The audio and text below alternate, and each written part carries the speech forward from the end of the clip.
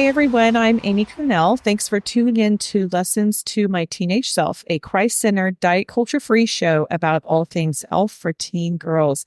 This is the shortcut you need to thrive in your physical, mental, and spiritual health. As a personal trainer and nutrition coach, I'm passionate about empowering you to find your best version of health. Each week, we dig into one topic I wish I had known as a team. And occasionally, we dig into a topic that has been submitted through our anonymous form. So I have done this in the past, and a couple of you have submitted a question regarding the same thing, which was binge eating. I know this is such a challenge for so many people. And if I'm totally honest, I didn't quite feel like I was the very best person to talk about this.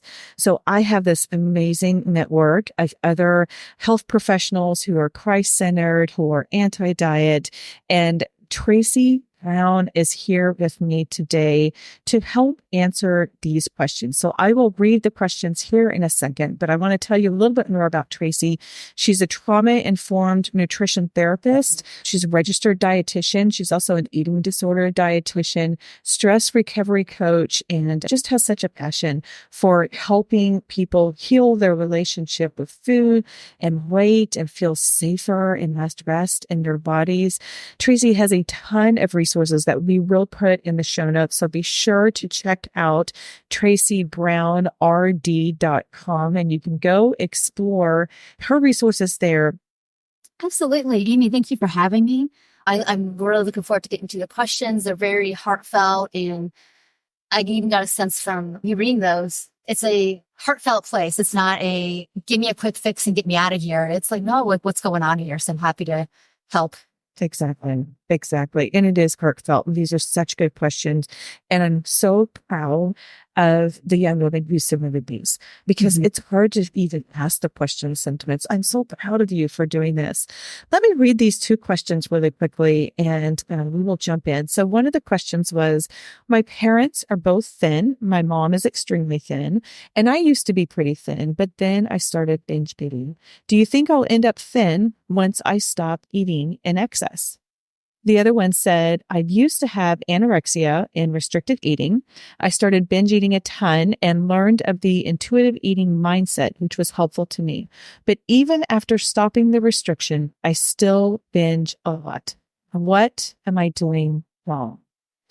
Tracy, let's start out. If you could give us the formal definition of binge eating as it relates to what you do in the kind of the registered dietitian. Can you just give us a formal definition of binge eating? Gotcha. Well, I didn't actually happen to go to the DSM online, which y'all can do, and look up the official criteria for binge eating disorder. Eating a certain amount of food that maybe wouldn't be expected in one sitting. And that can happen in context with previous calorie deprivation, or it may not be in a caloric deprivation for that to happen. The thing that sets it apart is that there's grief, distress, guilt around that. Because we've all had times, as I would say, maybe, I know I've recovered from restrictive eating, binge eating, exercise addictions. There were times where the eating was just emotional, and there were times, of course, I ate in a way that felt fast and out of control and overwhelming. But sometimes it was because I didn't know how to deal with the feelings I had. And I didn't have another relief valve for this. So eating was the thing that shifted my state. So it's more about the felt sense of how it is. And people who sometimes like overeat because it's really good or they got too hungry, but they don't feel guilty about it. They just understand that it had a function and, oh, well, it'll just take me longer to get hungry. They wouldn't have that qualification. But for those of us who feel bad about it and don't understand it, that's what gets them the qualification. So that will be kind of the context, I think, that we'll talk about binge eating, because sometimes it's not really binge eating. It just feels out of control because you're breaking some mental rules. So as a dietitian, right, I have to look at like somebody's eating. Does it make sense for somebody to eat this amount of food at this moment calorically in the context of all either deprivation thinking or actual caloric deprivation? I would say to them, of course this makes sense. The way you ate here, your body drove that. And the disordered eating or the diet thoughts don't like it. I'm just thinking about situations where, say you go about your day and you have a normal breakfast or normal lunch or whatever, or maybe you even undereat because you know that you're going out to Mexican. And so we go out to Mexican food and we're with our families and we're enjoying the time, and we eat way more chips and guacamole than our body needs, but it's not something that's recurring. It's not something that's a general issue. Like, would that fall under binge eating, or is it more about the association with, because what I'm hearing you say is there's a lot of the emotions and thoughts that go into it that are coupled with it rather than just the act of eating too much. To eat past the point of comfortable fullness at Mexican, when, you haven't been, even as I don't like the word normal, but let's say a very attuned eater, hunger or fullness, but you let your day get away from you. You didn't eat as much as you needed to not get to the place of like, maybe overly hungry. So it's really normal to get overly full. Normal stuff, I really wouldn't call that binging. I would just call it like, oh, whoops. That happens. There's no pathology there. It's more about if you're event restricting though, and telling yourself all day long that I've got to control myself because I'm not eating all the food at dinner, and so I'm going to watch it. It's almost like a sense that you're going to eat past probably comfortable fullness just because I got too hungry. And when you're in this place of a lot of fight or flight anyway, from a threat response perspective, when we make those meals almost idolized as if there's something more powerful than you, it's so much easier to have a much in that eating than it would be if you just let yourself eat and trusted that your body will tell you when you had enough. Or even if you went there, ate a handful more chips than is comfortable, it's like, I'm not morally inferior. I just got a little extra full. It'll take me a little longer to get hungry next time. We were talking just briefly before we got on, and this sounds like something that you do discuss in practice a lot in terms of like what might happen to our bodies when we stop binge eating. And I'm just wondering if you have some additional thoughts or additional questions.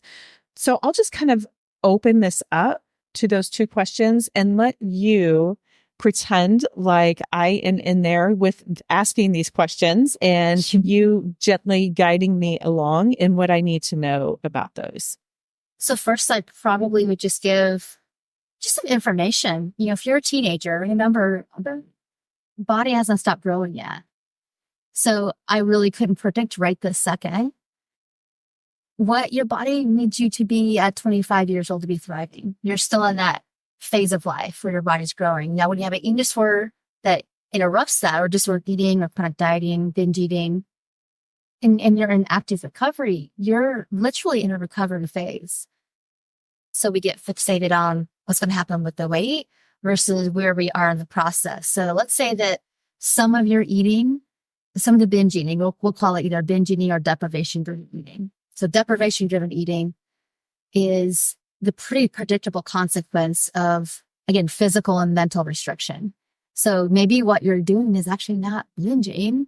It's a threat response. It's like a response to not getting enough fuel. And your body's listening if you're telling yourself that you shouldn't be eating what you're eating as well. So it will kind of proactively help you get that food in because it's afraid you're going to keep not getting it in. So the first thing is like you're still in a healing process.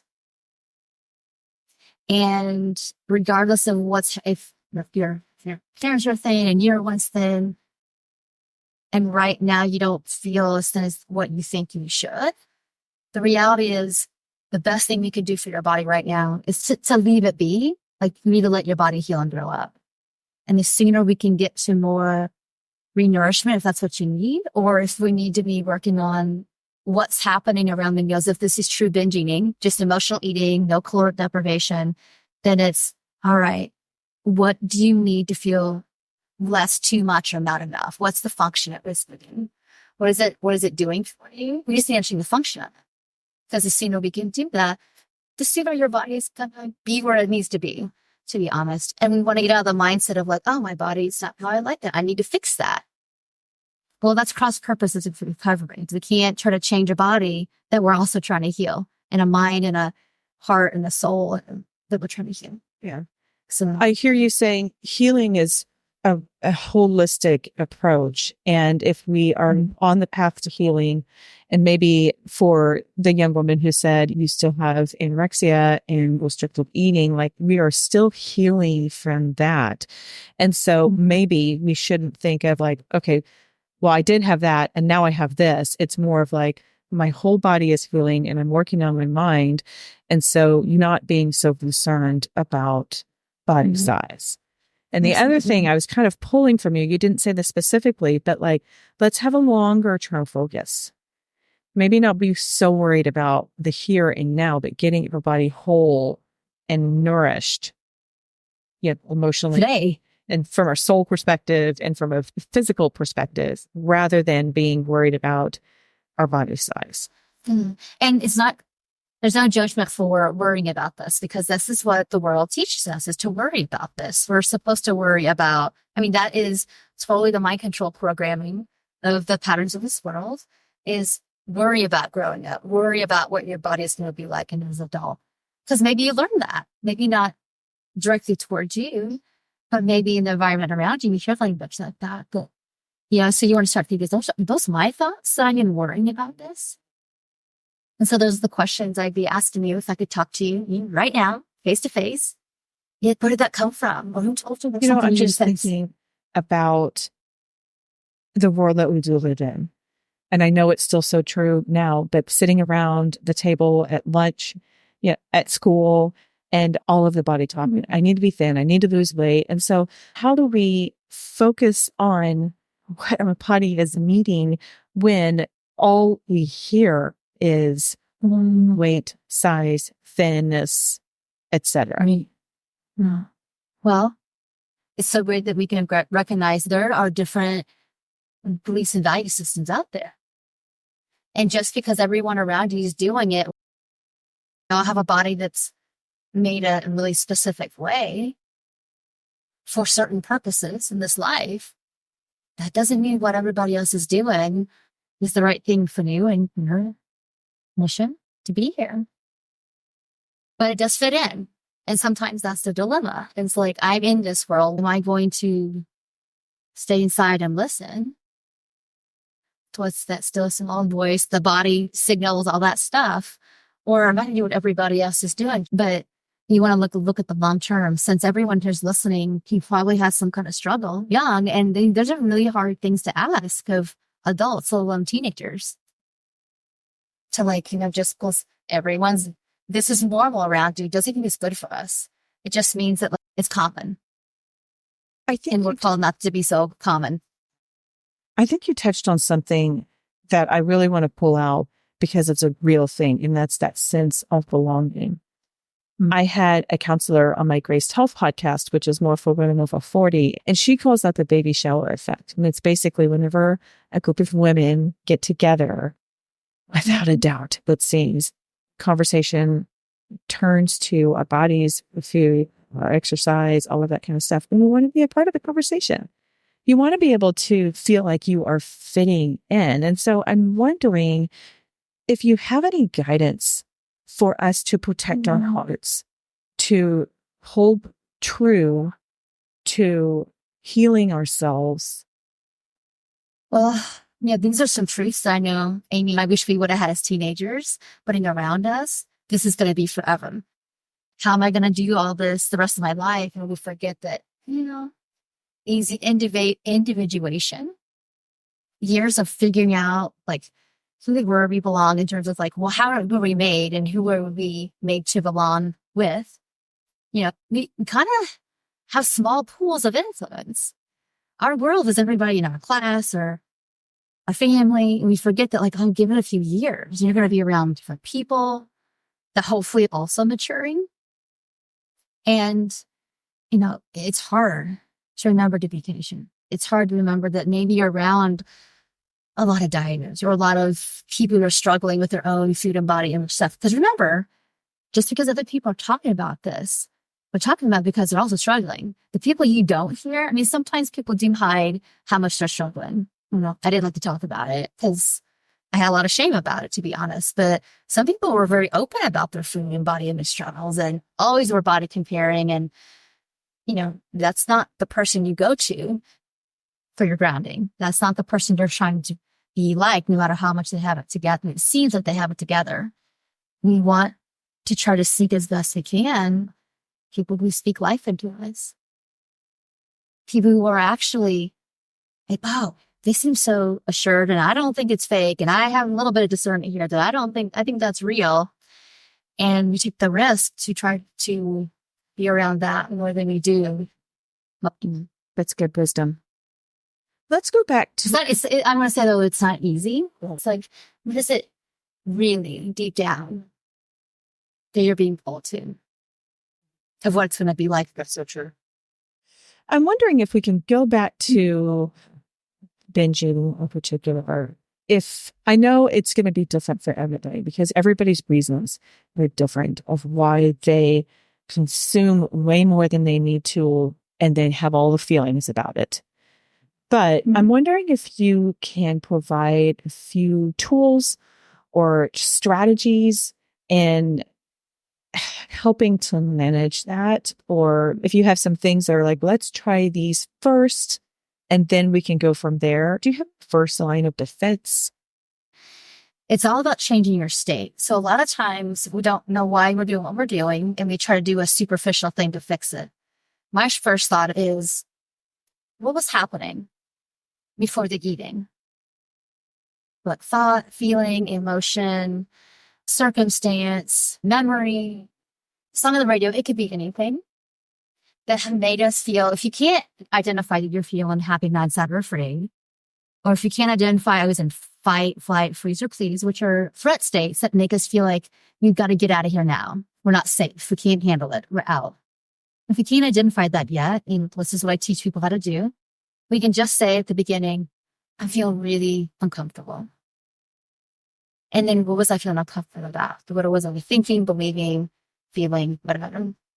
Because if you don't understand what happened or what's the function, this is why most people who binge eaters go on to be chronic dieters, and then they flip-flop between a bunch of different eating disorders for years, if not decades, because they don't look deeper. They look to fix the external. So what's happening in our soul and in our mind that has gotten overcoupled with when I eat the food, it shifts that. Right, for me. So that's one way. We have to learn how to be aware. Because the enemy wants nothing for us to believe that we're just all the name calling. We're out of control. We don't have any willpower. We're never going to get better. He wants all that defeat.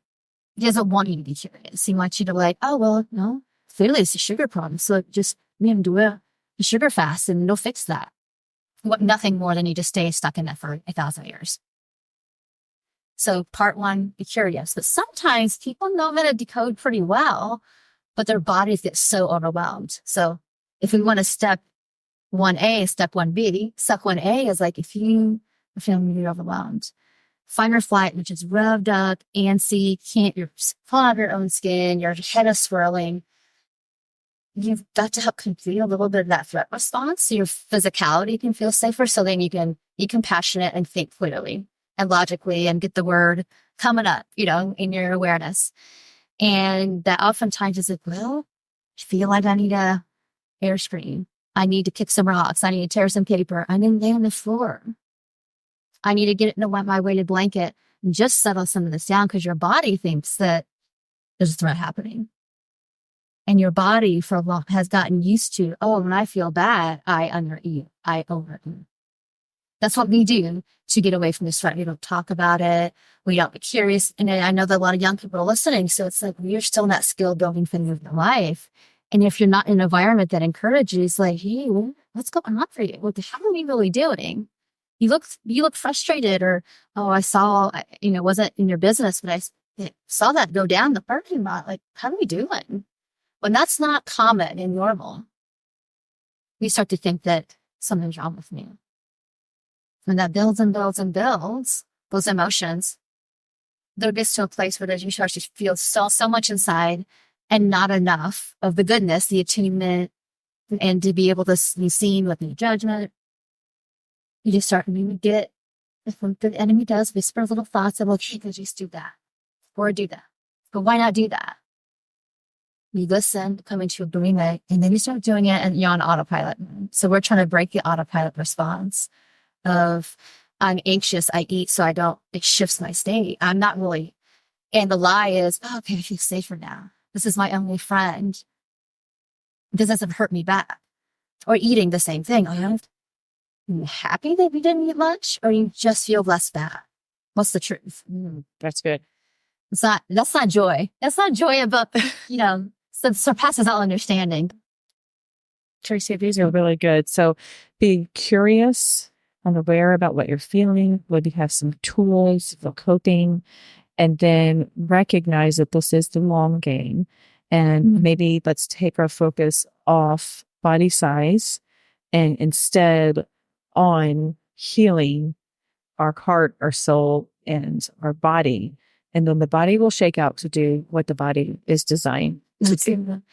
And I say that with all confidence, in that the less in threat your body and your mind feel, the more likely it is you're just so much easier going to end up going to be. Now, that's not a guarantee of a thin body that perfectly fits in with this culture. Maybe not, but it's pieces that direction for sure. And it's faster healing. Yeah, and right. Tracy, I know you could probably talk so much more about this. So tell everybody really quickly, what's the best way for them to connect with you? And then I would love it if you would be open to sharing a meaningful Bible verse with our community. Absolutely. So it's very simple. You can go to tracybrownrd.com.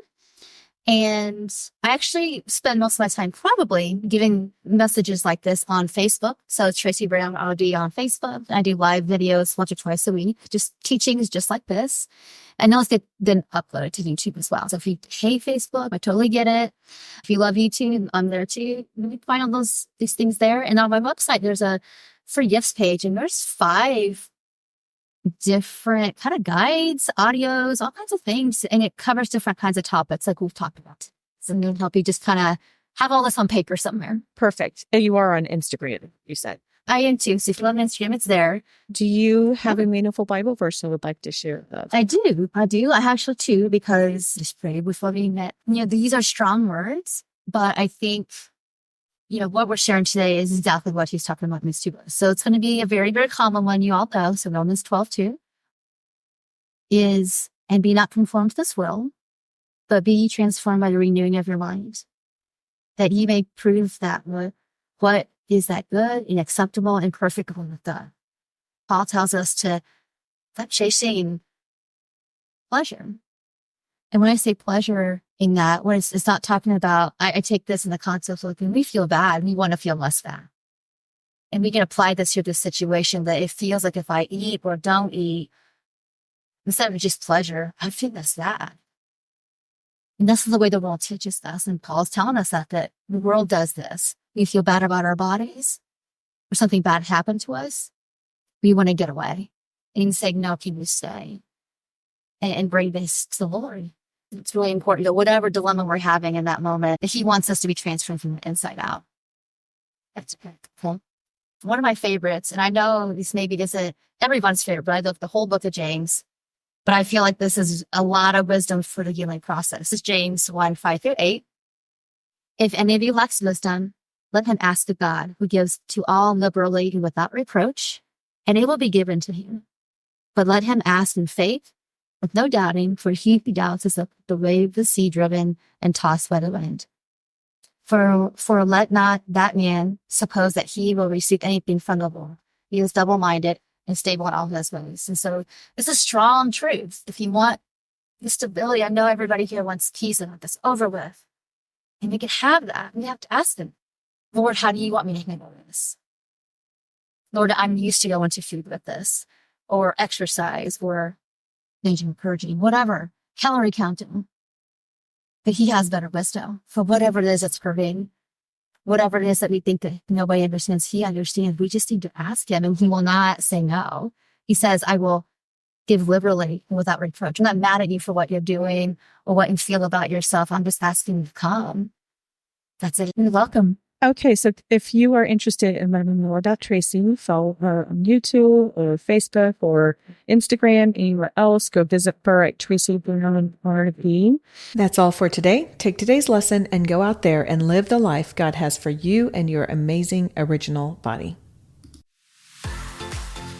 Thanks for tuning in today. Do you have a question you would like answered here on the Lessons to My Teenage Self podcast? If so, go to the show notes where you will see an anonymous form you can fill out, and that question may be answered here on the show.